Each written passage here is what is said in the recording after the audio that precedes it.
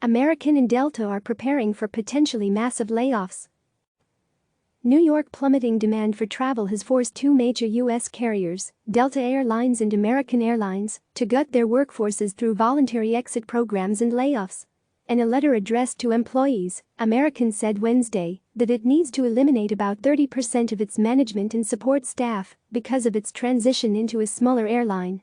In addition to the staffing cuts, the Dallas-based company said involuntary separation decisions will be communicated in July, and those staff members will be on payroll until September 30.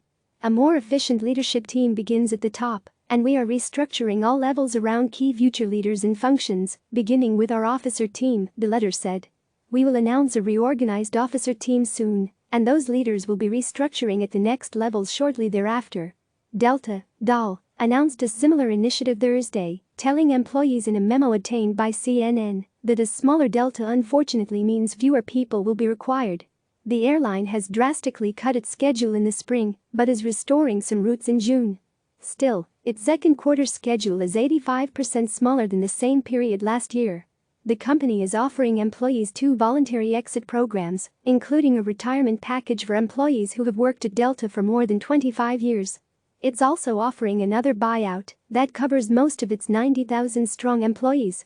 Neither airline can enact the planned layoffs until October, once the limitation on the federal bailout lifts. Several U.S. airlines accepted government money in April, including Delta, American, Southwest, Love, and United, totaling roughly $50 billion. United, UL, warned in April that it was also planning to cut its employee count this fall, after saying that travel demand is near zero. It warned some of its staff that the airline will sharply reduce hours and staffing in the months to come.